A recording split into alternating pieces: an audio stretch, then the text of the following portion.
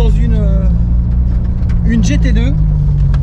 Alors en version, comme vous pouvez le constater, Club Sport, parce qu'elle a les arceaux. On va partir tranquillement, hein. Les températures sont froides comme d'habitude. On n'est pas là pour massacrer les voitures. Et on n'est pas là pour faire les fous non plus, hein, parce qu'on est sur route. Et on est là pour faire un essai routier. Détecté. Alors pourquoi un essai sur celle-ci? Parce qu'en fait on a des bruits au freinage que le client n'avait pas avant. Mais bon, j'ai ma petite idée. Parce que d'origine elle est équipée avec des freins en céramique carbone. Et le client l'a fait équiper avec des freins Brembo acier sur bol aluminium, donc avec des plaquettes en pagide. Donc tout simplement parce qu'en fait le client fait une utilisation circuit aussi de sa voiture, parce que voilà, c'est le type de voiture qui est tout à fait approprié pour faire de la piste. Parce que effectivement, là je peux vous dire qu'à la conduite, déjà mon premier ressenti, c'est que sur route, c'est un véhicule qui est très rigide. On a une pédale d'embrayage qui est bien ferme. On est vraiment sur un véhicule typé très très circuit. Donc sur route, c'est pas que c'est pas utilisable, hein, mais voilà, c'est pas, on va dire que c'est vraiment pas sa vocation. On est vraiment sur un véhicule de route qui est quand même extrême. Donc la GT2, donc eh bien écoutez, niveau motorisation, c'est un 6 cylindres, 24 soupapes, biturbo, géométrie variable. Hein, c'est le même montage que sur la 997 turbo dans lequel vous êtes parti en essai avec Valentin. Donc sauf que là on est au niveau moteur, l'architecture est la même, on est toujours sur un carter Menzgear. Donc alors la chose c'est les passages, donc un carter Menzgear refroidi par eau. Et donc comme je vous disais, biturbo, on a un bar 4 de Sural. Donc là ça sort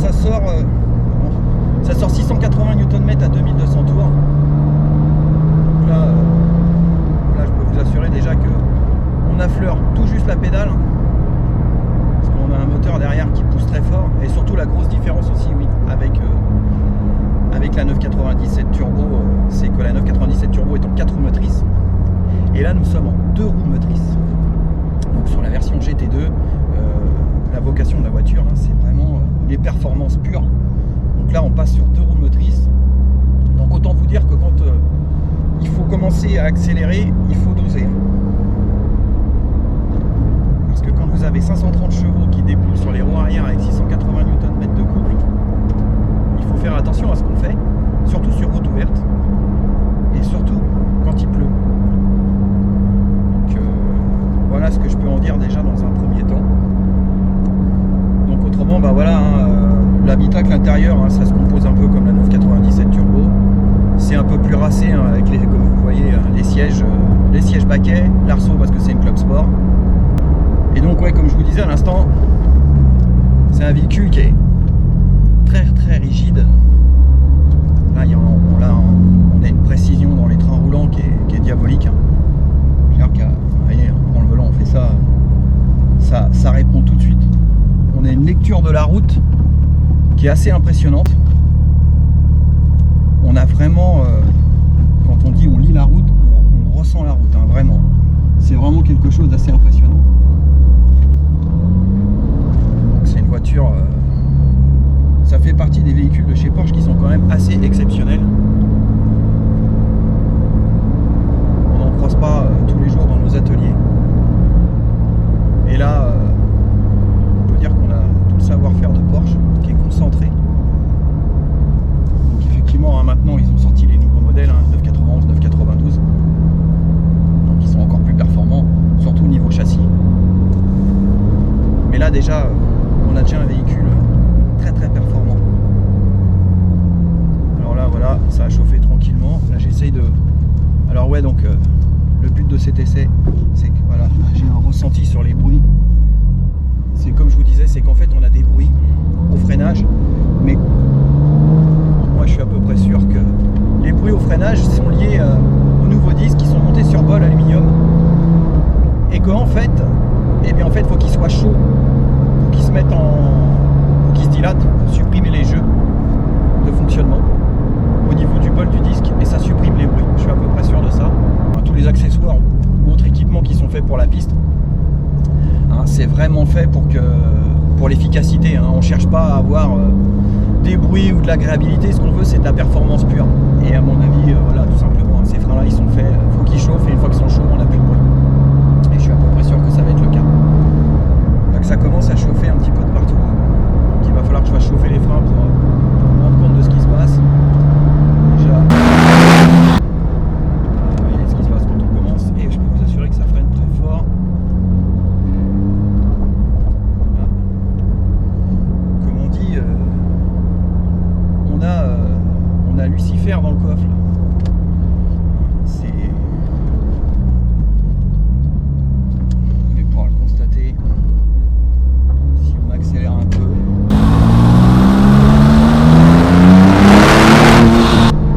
Voilà, vous voyez déjà, on met juste un coup d'accélérateur, mais honnêtement, hein, on n'écrase pas la pédale sans écraser la pédale à fond. Vous voyez, en deuxième, déjà on prend 90 km/h instantanément. Donc c'est assez démoniaque comme véhicule.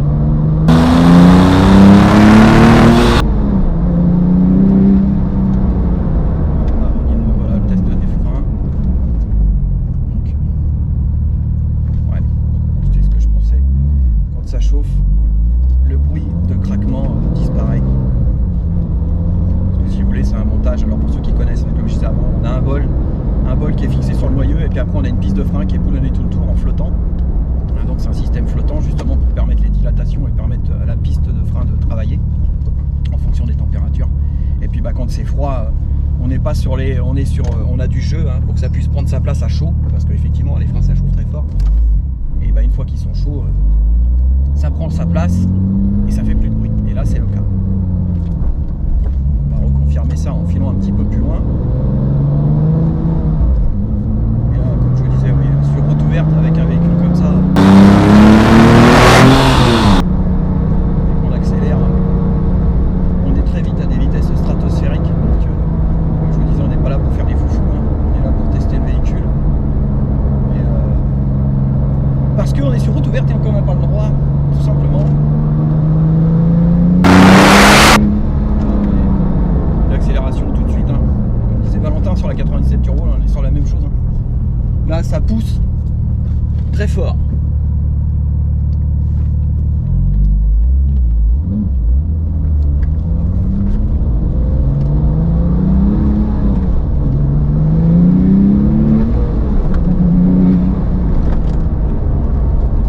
La violence de la voiture. Vous voyez, on fait 2, 3, c'est d'une violence.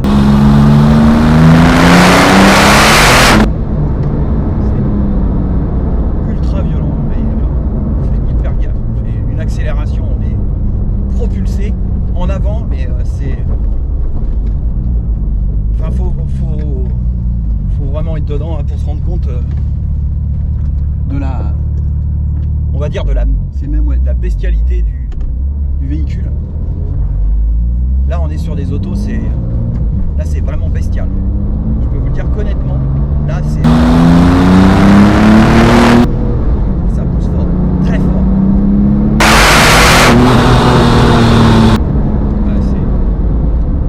Ça pousse très très fort. Donc vraiment un véhicule à pas mettre entre toutes les mains, parce que quand je vous dis que ça pousse fort, c'est vraiment assez démoniaque. Et puis ça pardonne pas grand chose. Surtout quand on désactive les options.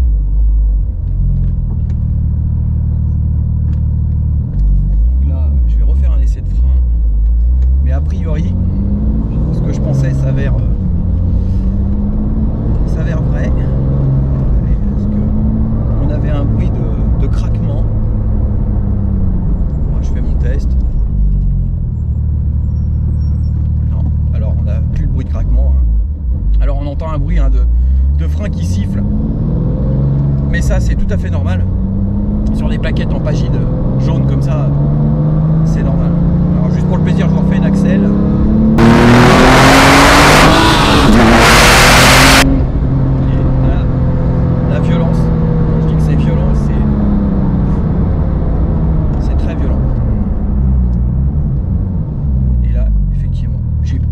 plus du tout de bruit de frein, plus du tout. Alors qu'à froid, alors tout à l'heure vous n'avez pas entendu, mais dès qu'on arrivait à freiner très gentiment, on avait un craquement sur les freins. Et là, ça a totalement disparu dès que les freins ont pris de la température. Donc là, on n'a plus du tout de bruit. Bon, à part le bruit de sifflement des plaquettes sur la piste de freinage, mais ça c'est tout à fait normal. Mais là, voilà. Là, vous voyez, je refais mon test.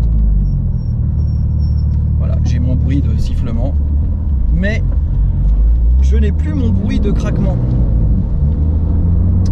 Donc c'est bien lié à la conception du disque, hein, et c'est tout à fait normal en fait. Donc aucun problème particulier à signaler, hein. Donc le montage est correct, les freins sont très efficaces, hein, fonctionnent très bien. Donc le bruit en fait, hein, comme je viens de vous le dire, il est lié à la conception du disque. Sa vocation est d'être efficace et n'est pas d'être silencieux ou agréable en fait, hein. Ce qu'on veut là, c'est qu'il y ait du mordant, que ça freine très fort et que ça soit efficace. Et là c'est le cas, hein. Là, je peux vous assurer que là, vous voyez là, alors encore d'autant plus parce que là les freins ont pris de la température et là ils freinent, là ils sont très efficaces. Là c'est on a une pédale qui est très efficace.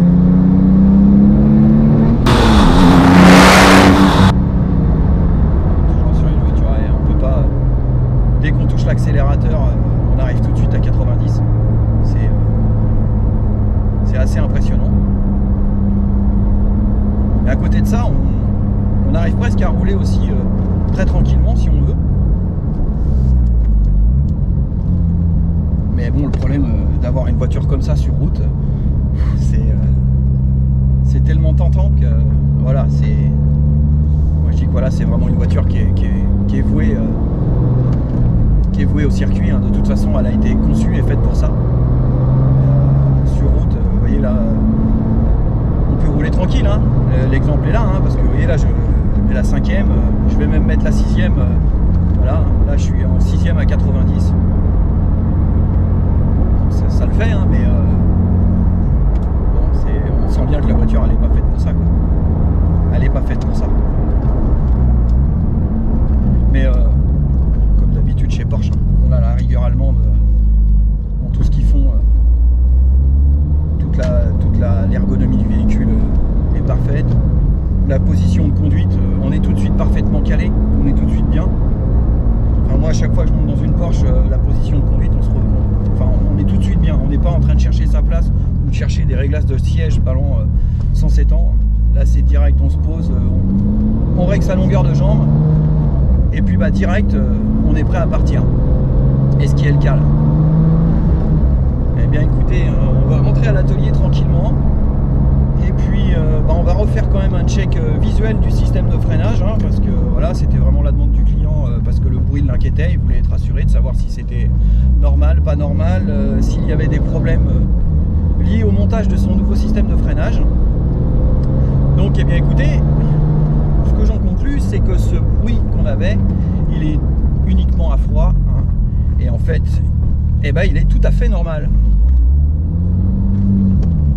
Et bien, écoutez, moi j'espère en tout cas que ce petit voyage en GT2 vous aura plu. Alors là, bah voilà, je suis au cédé le passage, les gens ils font des coucous, ils me regardent. C'est comme souvent le cas, hein, avec une voiture comme ça. Donc, alors là, sur les Dodan, on est obligé d'y aller hyper gentiment, hein, parce que ça secoue très fort. Écoutez. On arrive à l'atelier. Donc eh bien j'espère que ce petit tour avec moi vous aura plu, hein. Donc là c'était vraiment pour un diag sur le système de freinage, hein. Donc c'était pas voilà, il n'y avait rien de bien conséquent, mais voilà, c'était vraiment pour rassurer le client, hein, parce que voilà, il se posait des questions et ça se conçoit, hein. Quand on a un véhicule comme ça et qui fait des bruits un petit peu bizarres, on aime bien savoir pourquoi. Eh bien écoutez, sur ce je vais vous laisser, et comme d'habitude un petit pouce bleu ça fera plaisir, hein. Et surtout n'hésitez pas, abonnez-vous, commentez et partagez. Je vous dis à bientôt.